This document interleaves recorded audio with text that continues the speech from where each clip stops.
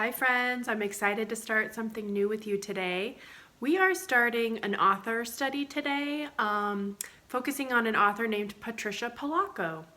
Patricia Polacco has been writing children's books for a very long time. She is a writer and an illustrator, and she has written over 100 books. I'm not sure of the exact number, but we could find that out. Patricia writes memoirs, and memoirs, if you don't know, are books that are inspired by events in her own life. So it says here, an autobiography or written account of someone's memory of certain events or people, using memories to inspire her stories. So throughout this unit, we'll be reading lots of different books about Patricia Polacco's life, and we're going to be getting clues about where she came from, what her life was like when she was little, what was her family like, and some of the events that might have happened to her throughout her childhood. So one thing, we're kind of going on a hunt. We're being detectives. We're looking for clues about Patricia's life. Okay? I'm going to tell you a couple things about her to get us started. And this is something I already kind of mentioned. Patricia Polacco is well known for writing stories about her childhood. We'll add that to our chart. And every time we come up with a new clue about her life, you guys are going to be sending me some things that you think you know about her life. We're going to post them on our chart. Here's another fact that I'll tell you. Patricia uses her past experiences and family history as inspiration for her own writing. So today, as we read, I want you to be thinking about what clues the author is giving us about her past. What do we think we know about her? Before we start our story, I want to talk to you about some of the bigger questions that we'll be revisiting throughout this unit. These are called our essential questions for our author study. We're going to be thinking and answering what makes someone an outstanding author, like Patricia Polacco. She's considered outstanding. Why do we study specific authors? How does that help us? And how does studying a specific author help us to become better readers or better writers? Let's keep thinking about that. Chicken Sunday, written and illustrated by Patricia Polacco.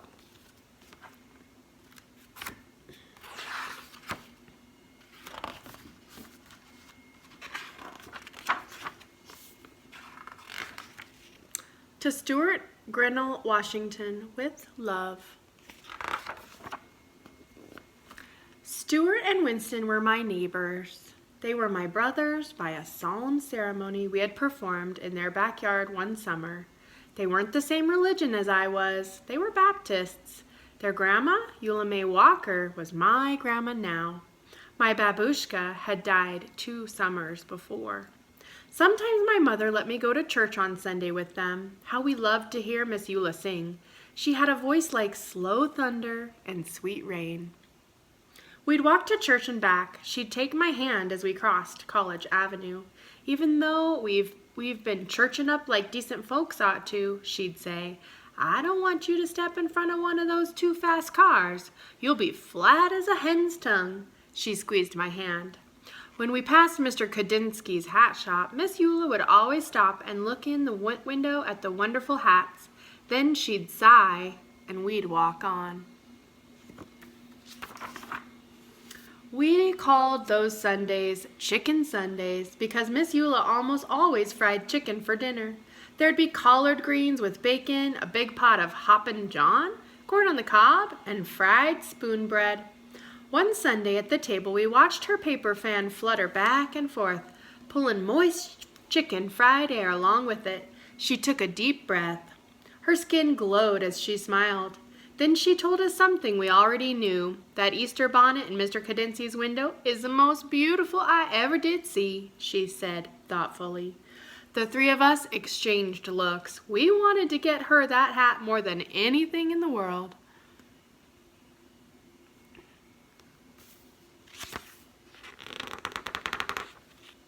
So if this is about Patricia's life, do you know which character Patricia is? I'm guessing this one. Stuart reached into the hole in the trunk of our wish tree in the backyard. He pulled out a rusty Band-Aid tin. The three of us held our breath as we counted the money inside that we had been saving for weeks. If we're going to get that hat for Miss Eula in time for Easter, we're going to need a lot more than this, I announced.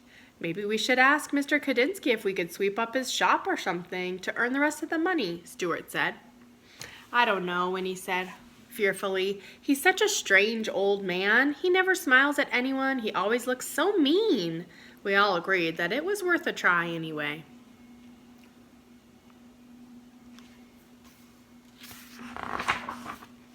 The next day, we took a shortcut down the alley in back of the hat shop. Bigger boys were there. They were yelling. Eggs flew past us and pelted Mr. Kadinsky's back door. Just as the boys ran away, the door flew open. Mr. Kadinsky glared straight at us. You there, he yelled. Why do you kids do things like this? It wasn't us, Stuart tried to say, but Mr. Kadinsky wouldn't listen to us. All I want to do is live my life in peace. I'm calling your grandmother, he shouted as he wagged his finger in Stuart's face.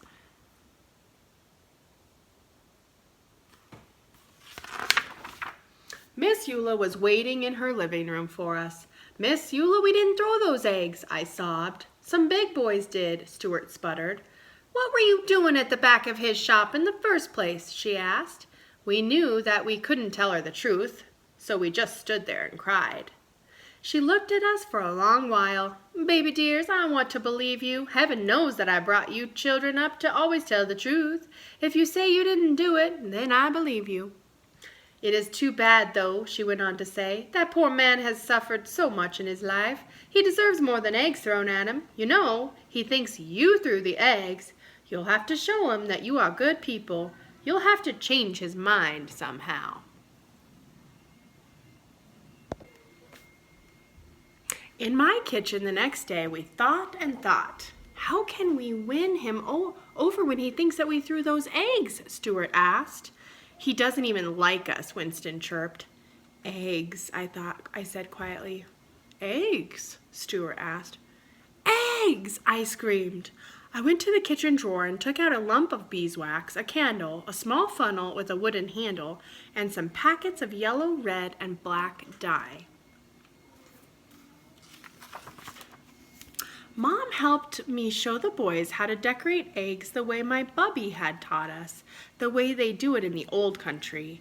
We made designs on the eggshells with hot wax, then dyed them and finally melted the wax patterns off. We put the eggs in a basket and even though we were afraid, marched into Mr. Kadinsky's shop and put them on the counter. He raised his eyebrows and glowered at us. Then his eyes dropped to the basket. Spasiba, he said softly. That means thank you in Russian. Paisanki eggs, he said as he looked closely. I haven't seen these since I left my homeland. We didn't throw those eggs at your door, Mr. Kadinsky, we told him. He looked at us for a minute. Well, then, you have great courage to be here. Chutzpah, you have chutzpah. That means courage. Then his eyes glistened and his mouth curled into a warm smile. Come have some tea with me. We spent the whole afternoon talking together, having poppy seed cake and strong tea. He told us about his life. We told him about ours. When we finally got the courage to ask about doing odd jobs to earn some extra money, he apologized and told us that there was no work. We didn't tell him what we wanted the money for. It didn't seem the right thing to do. Our hearts sank. I tell you this, he said thoughtfully, these eggs are as beautiful as my hats. Stuart, Winnie, and I looked at each other. It is almost Easter, he went on to say. I'm sure that people would love these eggs. Set up a table and sell them right there in my shop.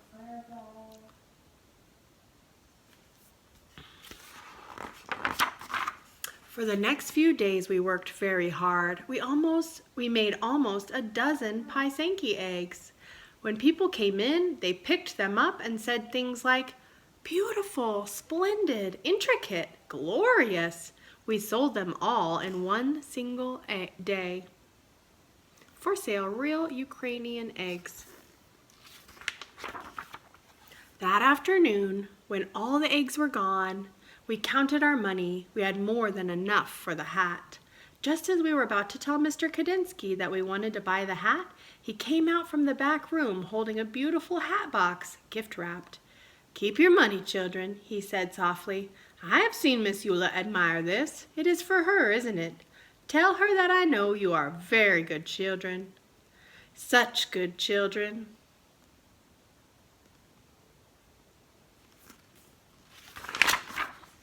When Easter Sunday arrived, we thought our hearts would burst when we watched Miss Eula open the hat box. She held us close as big tears rolled down her cheeks.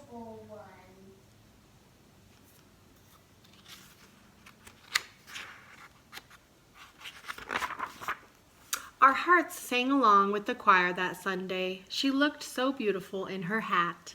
When it was time for her solo, we knew that she was singing just for us. Her voice was like slow thunder and sweet rain. Later that day, as Miss Eula sat at the head of the table, she said, "Oh, baby dears, I can die happy now. And after I'm dead on Chicken Sundays, I want you to boil up some chicken, bones, gravy and all, and pour it over my grave. So late at night when I'm hungry, I can reach right out and have me some." Then she rolled her head back and laughed from a deep, holy place inside. Winston, Stuart, and I are all grown up now. Our old neighborhood has changed some, yet it's still familiar too. The freeway rumbles over the spot where Mr. Kadinsky's shop once stood. I think of him often as his glorious hats. We lost Miss Eula some time back, but every year we take some chicken soup up to Mountain View Cemetery and do just as she asked. Sometimes, when we're especially quiet inside, we can hear singing, a voice that sounds like slow thunder and sweet rain.